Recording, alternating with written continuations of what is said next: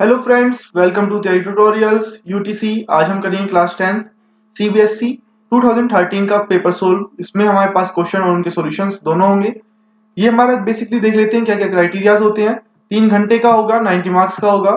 Section 2 में ये divisible है, ए एंड बी। जो सेक्शन ए है उसमें हमारे पास 1 से लेकर 24 तक क्वेश्चन आएंगे और सेक्शन बी में 25 टू 42।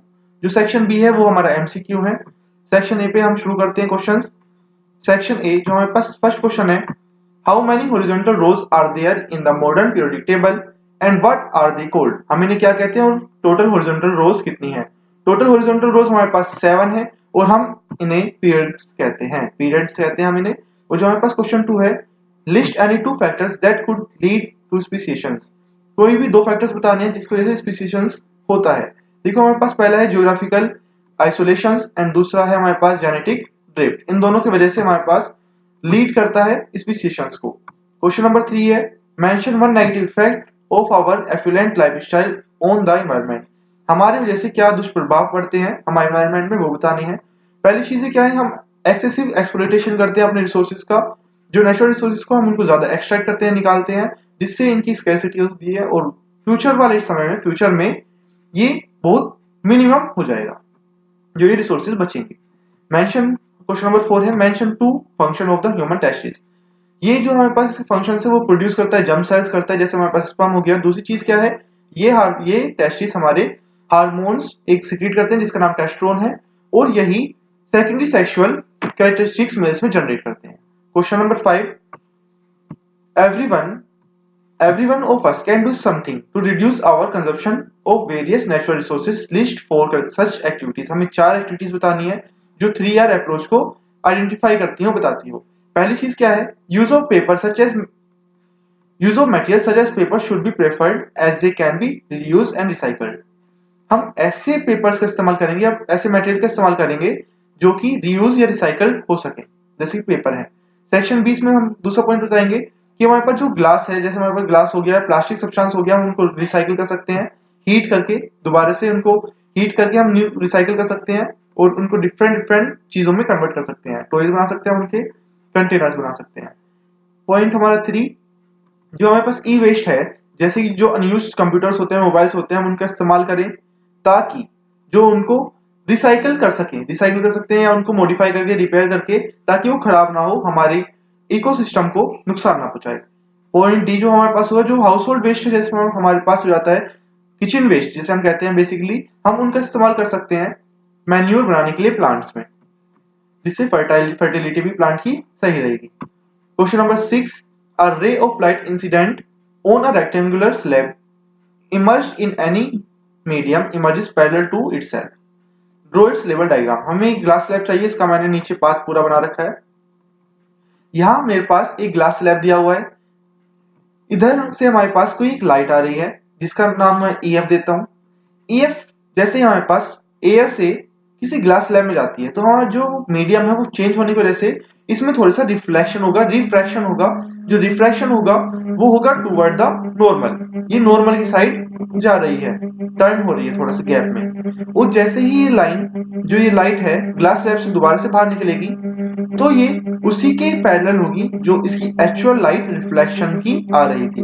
इट मीन जो हमारे पास जो पहले एक्चुअल लाइट है वो उसके पैरेलल होगी, इन दोनों के बीच का जो गैप होगा वो सेम होगा, यही हमें बताना था। इसमें हमारे पास जो EF है ये इंसिडेंट रे है और जो नीचे GH दी हुई है ये हमारे पास इमरजेंस रे है। Question number 7, we often observe domestic waste decompose in the bylands of residential colonies. Suggest ways to make people realize that the improper disposal of waste is harmful to the environment. हमें बताना है कि हमारे घर के आसपास में ही जो बाइलेंस होती हैं, जगह बची हुई होती है, उधर ही कबाड़ा गिर देते हैं, कूड़ा गिर देते हैं, जिससे कि बहुत ज्यादा नुकसान होता है। उधर हमारे पास क्या क्या प्रॉब्लम्स होती है, मॉस्किटो ब्रीडिंग होती है, उस जगह मच्छर पैदा हो जाते हैं बहुत ज्यादा। इन्हीं वजह से जो हमारे पास गार्बेज कूड़ा ये सब पड़ा रहता है, उन्हीं की वजह से इनकी ब्रीडिंग में बहुत ज्यादा नंबर ऑफ टर्म्स बढ़ जाते हैं, बहुत ज्यादा इनकी नंबर्स बढ़ जाते हैं, जिससे बीमारियां भी स्प्रेड होती हैं, डिजीजेस स्प्रेड होती हैं।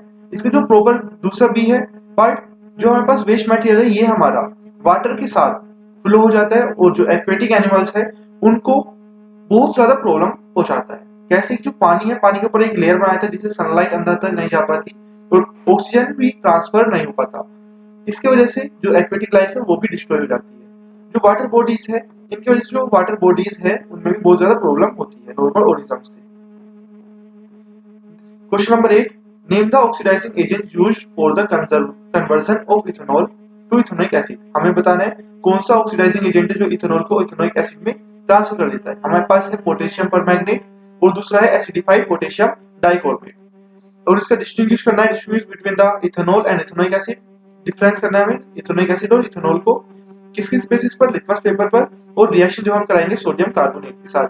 पहले का मैंने आपको बता दिया इसका आंसर, जब इथेनॉल और इथेनोइक एसिड कैसे ऑक्सीडाइज होंगे, इनको हम पोटेशियम परमैंगनेट के साथ रिएक्ट कराएंगे और एसिडिफाइड पोटेशियम डाइकार्बोनेट के साथ रिएक्ट कराएंगे तो ये ऑक्सीडाइज हो जाएगा। दूसरी चीज, जो इनको हम लिटमस पेपर से लिटमस टेस्ट करते हैं, जब हमारे पास जो इथेनोइक एसिड है वो ब्लू से रेड में कन्वर्ट हो जाएगा, लेकिन जो इथेनॉल है वो हमारा कोई चेंज शो नहीं करेगा, नो इफेक्ट होगा। दूसरी पार्ट जो हमारे पास बोला था रिएक्शन विद सोडियम कार्बोनेट, जो हम सोडियम कार्बोनेट के साथ इसका रिएक्ट करेंगे, जो इथेनोइक एसिड है वो रिएक्ट करेगा सोडियम कार्बोनेट के साथ और वो सोडियम इथोनेट बना देगा। लेकिन जो हमारे पास इथेनॉल है उसके साथ कोई रिएक्शन नहीं होगी, तो हम इसके लिए लिखेंगे no reaction is form. Question number 9, differentiate between alkanes and alkenes, name and draw the structure of one member of each. हमें इनके स्ट्रक्चर्स भी बताने हैं और मेंबर्स भी बताने हैं। पार्ट बी है alkanes generally burn with the clean flame. पहले हम पढ़ते हैं, डिफरेंशिएट करना है एल्केन्स का एल्केनीज का। देखो जो एल्केन्स है उसमें सिंगल बॉन्ड होता है, इसकी जो हमसे डिफरेंस करते हैं वो साथ साथ कर लेते हैं। जो एल्केन्स है वो हाइड्रोकार्बन जो होते हैं उसके वो सिंगल बॉन्ड से एक दूसरे के साथ जुड़े हुए होते हैं, कोवलेंट बॉन्ड से जुड़े हुए होते हैं, जिसका फॉर्मूला होता है CnH2n+2। इसके हमारे पास कुछ एग्जांपल्स दिए हुए हैं, methane, ethane, propane and butane. जो मीथेन है उसके हमारे पास CH4 होते हैं, इथेन है वो C2H6 होते हैं। इसी टाइप से हमारे पास इस फॉर्मूले पर बेस्ड ये बनता रहता है। और दूसरी चीज एल्केनीज का था, जो एल्केनीज का नीचे दिया हुआ है। एल्केनीज के हाइड्रोकार्बन्स एक दूसरे ज्वाइन होते हैं, जिसका डबल बॉन्ड, इन दोनों के बीच में डबल बॉन्ड होता है, जैसे हमारे पास यहाँ दिया हुआ है, दो कार्बन्स के बीच में डबल बॉन्ड होगा। यही इसकी प्रॉपर्टी है एल्केनीज की, एल्कीन्स की। उसका जनरल फॉर्मूला जो है वो है CnH2n। इसके देखो जो हमारे पास फैमिली नेम है वो नीचे दिया हुआ है, इथीन, प्रोपीन एंड ब्यूटीन, ये इसके फैमिली नेम है। सेकंड पार्ट था इस क्वेश्चन का, alkane generally burn with clean flame. Alkane generally burn करता है क्लीन फ्लेम इसलिए क्योंकि इसमें कार्बन के कंपोनेंट्स होते हैं वो बहुत कम होते हैं और ये ऑक्सीजन, एयर से ऑक्सीजन लेके बर्न हो जाता है और वो क्लीन एयर देता है। इधर मैंने लिखा हुआ है alkane generally burn with the clean flame because in them the percentage of carbon is comparatively low. जो कार्बन की परसेंटेज होता है वो बहुत लो होता है as compare to the unsaturated hydrocarbon, hence they get oxidized completely by the oxygen present in the air. Question 10, give below are some elements of the modern periodic table. Be barium, ये Fe से गलत हो गया, ये F है, fluorine है, Si silicon, potassium और calcium. इनके एटॉमिक नंबर्स भी साथ साथ दिए हुए हैं। पहला जो पार्ट है इस क्वेश्चन का, select the element that has one electron in the outermost shell and write its electronic configuration. हमें इसको इलेक्ट्रॉनिक कॉन्फ़िगरेशन में डिवाइड करना है और किसकी लास्ट वाले सेल में के एलिमेंट जो होते हैं उनमें 1 इलेक्ट्रॉन बचता है। ऐसा हमारे पास पोटेशियम है जिसकी एटॉमिक नंबर 19 है, हम इसको 2881 में, यहाँ मैंने इसको डिवाइड कर रखा है, इलेक्ट्रॉनिक कॉन्फ़िगरेशन लिखी हुई है 2881 में जो लास्ट इसकी शेल बचेगी उसमें 1 इलेक्ट्रॉन्स होंगे। अब हमारे पास क्वेश्चन 10 का सेकंड पार्ट है, select 2 elements that belong to the same group. जो सेम ग्रुप से हैं उनको मुझे सेलेक्ट करना है। एक हमारे पास बेरियम हो गया और कैल्शियम हो गया। बेरियम की एटॉमिक नंबर 4 है, कैल्शियम का 20 है, दोनों हमारे पास सेकंड ग्रुप से, ग्रुप 2 से बिलोंग करते हैं, सेम ग्रुप से। Third part, select 2 elements that belong to the same period, which one of the 2 has bigger atomic size. हमें क्या करना है, जो दो बिलोंग करे सेम पीरियड से, इधर हमारे पास ग्रुप था और नीचे पीरियड बोला इन्होंने। सेम पीरियड से हमारे पास करते हैं फ्लोरीन एंड बेरियम जिसका 9 और 4 है, सेकंड पीरियड 2 से बिलोंग करते हैं। इनकी जो इलेक्ट्रॉनिक कॉन्फ़िगरेशन डिवाइड होती है, फ्लोरीन की हमारे पास 2 7 और बेरियम की 2 2 होती है। जो इसमें बड़ा एटॉमिक साइज होगा वो होगा हमारे बेरियम का। Question number 11, an element X atomic number 17 atomic number 17 हमारे पास क्लोरीन का होता है, तो X हमारा क्लोरीन होगा। Reacts with the element Y, atomic number 20 हमारे पास एलिमेंट Y का 20 दिया हुआ है, तो ये हमारे पास कैल्शियम का होगा, chlorine and calcium to form a compound, compound बनाना है हमारे पास, तो CaCl2 बन जाएगा। राइट, इसकी जो दो पार्ट्स दिए हुए हैं उनको देख लेते हैं। Write the position of these elements in the modern periodic table, हमें इनकी पोजीशंस बतानी है मॉडर्न पीरियोडिक टेबल में क्या होगी। एलिमेंट X हमारे पास 17 इसकी एटॉमिक नंबर थी, कॉन्फ़िगरेशन जो इसकी बढ़ती है वो 287 में होगा। जो आउटर मोस्ट सेल है उसमें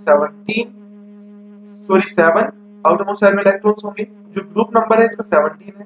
शेल्स इसकी 3 बनेगी KLM, और ये बिलोंग करेगा तीसरे पीरियड से। लेकिन जो हमारे पास Y है, Y का जस्टिफाई कर रखा है हमने, जो इसकी 20 हमारे पास एटॉमिक नंबर बताया हुआ था, ये हमारे पास डिवाइड होगा 2882 में। जो आउटर मोस्ट सेल होगी उसमें हमारे पास 2 शेल्स 2 इलेक्ट्रॉन्स बचेंगे। जो इसका ग्रुप नंबर होगा वो 2 होगा, और जो इसमें नंबर ऑफ शेल्स होंगी वो होगी 4, KLMN। जो पीरियड है ये एलिमेंट बिलोंग करता है 4th पीरियड से। इसका सेकंड पार्ट क्या है, right the formula of the compound form, हमें फॉर्मूला ही बताना है जो कंपाउंड फॉर्म होगा। पहले बताया था CaCl2 है, जो हमारे पास X था वो क्लोरीन था, Y हमारे पास कैल्शियम है। हमारे पास जो हम ये दोनों रिएक्ट करेंगे CaCl2, तो हमारे पास इसका फॉर्मूला बनेगा CaCl2, आगे हमारे पास लिखा हुआ है क्लोरीन Cl2, और बाद में हमारे पास Y जो है वो कैल्शियम लिखा हुआ है। जब इन्होंने दोनों ने रिएक्शन करा तो CaCl2 बनता है, YH2 बनेगा, जिसमें हमारे पास X क्लोरीन है, Y हमारे पास calcium. Question 12, the sex of a newborn child is matter of chance and none of the parents may be considered responsible for it. Justify this statement with the help of flowchart showing determination of sex of a newborn baby. इसमें हमें बताना है कि जो हमारे पास जो parents है वो रिस्पॉन्सिबल नहीं होते बेबी के लिए, न्यूबॉर्न बेबी के लिए। हम देखते हैं जो फीमेल के पास होता है ओनली जो 2 क्रोमोसोम्स होते हैं सेक्स ऑर्गन्स की, वो हमारे पास XX होता है फीमेल के पास, बट जो मेल होता है मेल के पास दोनों होते हैं, एक X का और एक Y का। इसलिए हम इसको कहेंगे कि X और Y, हम गर्ल्स चाइल्ड के पास XX होगा, मेल के पास XY होगा। जब हमारे पास, इसको मैं आपको डायग्राम के साथ समझा देता हूँ, जब हमारे पास X क्रोमोसोम X के साथ रिएक्ट करेगा, मेल का X और फीमेल का X के साथ दोनों रिएक्ट करेंगे, तो गर्ल चाइल्ड होगी हमारे पास, इस जगह मैंने बनाया हुआ है। अगर हमारे पास मेल का Y जाता है और गर्ल्स का X आता है, तो हमारे पास आएगा बॉय चाइल्ड, जो न्यूबॉर्न बेबी होगा वो बॉय होगा। इसी तरह से अगर हमारे पास बॉय XX आता है, मेल से X आता है और फीमेल से भी X आता है तो गर्ल चाइल्ड, और अगर हमारे पास मेल से Y आता है और गर्ल्स से जो फीमेल है उससे Y आता है, X आता है, तो हमारे पास आएगा boy child, X and Y। It means अगर हमारे पास जो चीजें हैं XX हमारे पास डिनोट करती है फीमेल को एंड XY डिनोट करता है मेल को। इसलिए ये हमारे पास क्रोमोसोम्स के द्वारा होता है, ये कोई भी फैमिली या पेरेंट रिस्पॉन्सिबल नहीं होते इसके लिए, सेक्स डिटरमिनेशन के लिए। Question number 13, tabulate 2 distinct features between the acquired traits and inherited traits with one example of each। हमें acquired traits के बारे में बताना है और दूसरा inherited traits के बारे में बताना है, इसके डिफरेंस भी लिखने हैं। acquired traits क्या होते हैं, वो होते हैं जो हमारे पास बर्थ होने के बाद हमने किसी भी इंडिविजुअल ने एक्सपीरियंस से सीखा है। inherited traits क्या होते हैं, जो कि हमारे एंसेस्टर हो या हमने अपने पेरेंट्स से एक्वायर करे। दूसरी बात क्या है, जो हमारे पास ये होते हैं एक्वायर्ड ट्रेट्स सोमैटिक सेल्स के द्वारा बनते हैं, नॉन रिप्रोडक्टिव टिश्यूज को इवॉल्व नहीं होते इसमें, लेकिन जो हमारे पास इनहेरिटेड ट्रेट्स होते हैं उसमें इवॉल्व होता है डीएनए। हमारे पास जो एग्जांपल है एक्वायर्ड ट्रेट्स का वो है, हमने डांस सीखा, लर्निंग ऑफ डांस, हमने साइकिल चलाना सीखी, स्विमिंग सीखा, ये जो हमने बाद में कराया बर्थ के बाद वो हमारा एक्वायर्ड में आता है। लेकिन जो हमारे पास इनहेरिटेड है वो हाइट हो सकती है, हमारे आईज का कलर हो सकता है, स्किन का कलर हो सकता है, ये सब डिपेंड करता है इनहेरिटेड ट्रेट्स पर। ये क्वेश्चन बहुत बार आया है 16, 17, 18 मैंने जो क्वेश्चन पेपर डाले हैं उनको, ये क्वेश्चन बार बार रिपीट हुआ है। 13 एंड 12 क्वेश्चन मैक्सिमम हर एक पार्ट में ये आया है। Question number 14, right two example each of sexually transmitted disease caused by the virus and bacteria. हमें बताना है जो सेक्सुअली ट्रांसमिटेड डिजीज है जो वायरस से कौन कौन सी होती है और बैक्टीरिया से कौन कौन सी होती है, और एक्सप्लेन भी करता है कि करना है इनकी ट्रांसमिशन को, हम इनको प्रिवेंट कैसे कर सकते हैं। इसका पार्ट ए जो वायरस से क्या क्या कौन कौन सा हमारे पास सेक्सुअली ट्रांसमिटेड डिजीज होते हैं, वो है जेनिटल हर्पीस जो कि कोज होता है हर्पीस सिंप्लेक्स वायरस से। दूसरा है हमारे पास एड्स जो कोज होता है HIV वायरस से। जो सेक्सुअली ट्रांसमिटेड डिजीज है जो बैक्टीरिया से ट्रांसफॉर्म होती है वो है गोनोरिया, जो कि वो जो वायरस है जो बैक्टीरिया है वो है हमारे पास नेसीरिया गोनेरिया। और जो दूसरा है हमारे पास वो साइफिलिस है जो कि कोज होता है ट्रिपोनिमिया पैलिडियम से। इसकी प्रिवेंशन जो है वो हमारे पास है हैविंग सेक्स विद इन्फेक्टेड और any unknown person should be avoided. Unknown person और हैविंग सेक्स विद इन्फेक्टेड, जो इन्फेक्टेड है उससे ना ही करें सेक्स। दूसरा पार्ट क्या होगा, शेयरिंग ऑफ निडल्स, हम निडल्स शेयर ना करें, सिरिंज शेयर ना करें किसी के साथ, ये प्रोहिबिटेड होना चाहिए, मना होना चाहिए। दूसरी चीज क्या है, जो सर्जरी करते हैं डेंटल इंस्ट्रूमेंट यूज करते हैं उनको सही से साफ कर लेना चाहिए यूज करने से पहले। फोर्थ पार्ट, हमें अवॉइड करना चाहिए इन्फेक्टेड पर्सन का ब्लड यूज करने से, ट्रांसफ्यूजन के लिए इनको ना इस्तेमाल करें, इसको अवॉइड करना चाहिए। हमें एडिक्वेट मेडिकल ट्रीटमेंट लेना चाहिए किसी फीमेल को जो प्रेग्नेंट है। Question number 15, explain the process of degeneration in planaria. हमें एक्सप्लेन करना है प्रोसेस डिजनरेशन प्लेनेरिया में, और डिफरेंस बताना है B part, how is a degeneration different from the reproduction. इन दोनों में डिफरेंस बताना है डिजनरेशन में और रिप्रोडक्शन में। हम पहले पार्ट ए देख लेते हैं कि एक्सप्लेन करना है प्रोसेस डिजनरेशन का। ये जो प्लेनेरिया है उसका अगर कोई भी पार्ट कट हो जाता है, डैमेज हो जाता है तो जो उसका रेस्ट पार्ट बचेगा, बाकी पार्ट बचेगा, उसके वो कैपेबल होगा कि वो अपने रीजनरेट कर सके अपर बॉडी या लोअर बॉडी को। इसमें हमारे पास कुछ स्पेशलाइज्ड सेल्स होती हैं जो कि प्रोलिफरेट अपने लार्ज नंबर ऑफ सेल्स बना लेती है। उस नंबर ऑफ जो ज्यादा नंबर ऑफ सेल्स एक साथ जुड़ जाते हैं वो वायरस को जितने भी जो अलग अलग पार्ट्स हैं, वेरियस पार्ट्स हैं, उनको कंप्लीट कर देती है, डेवलप कर देती है। डिफरेंस आया हमारे पास रीजनरेशन और रिप्रोडक्शन का। इसमें हमारे पास एग्जांपल होगा प्लेनेरिया, हाइड्रा, ये दोनों हमारे पास एग्जांपल लिख सकते हैं। इन दोनों में हमें डिफरेंस बताना है रीजनरेशन एंड रिप्रोडक्शन। रीजनरेशन जो है it is a type of asexual mode of reproduction. Regeneration में असेक्सुअल मोड ऑफ रिप्रोडक्शन होता है, लेकिन जो हमारे पास रिप्रोडक्शन है वो हमारे पास दोनों तरीके से होता है, sexual reproduction and asexual reproduction. Sexual reproduction में दो पेरेंट्स इन्वॉल्व होते हैं, असेक्सुअल में सिंगल पेरेंट इन्वॉल्व होता है। रीजनरेशन में जो मेल this mode of reproduction is depend on a cut in an origin, कि कौन सी बॉडी कट हुई है ये उस पर डिपेंड रहता है। रीजनरेशन कौन सा पार्ट बनना है, रिजनरेट होना है, लेकिन रिप्रोडक्शन इस पार्ट पर इंडिपेंडेंट कट पर डिपेंड रहता है। एग्जांपल रीजनरेशन का प्लेनेरिया है, रिप्रोडक्शन का हमारे पास sexual reproduction in human being. Thanks. अगर आप इसको पूरा कंप्लीट करने के लिए मैंने दूसरी वीडियो बनाई है जो पार्ट बी के नाम से, इसको मैं इसको डिनोट करूंगा और इसका लिंक मैं इसी वीडियो के डिस्क्रिप्शन में डाल दूंगा। जो मैं दूसरी वीडियो बनाऊंगा आप उधर से देख लें और साथ ही कमेंट करके बताएं कि आपको वीडियो कैसी लगी। Thank you.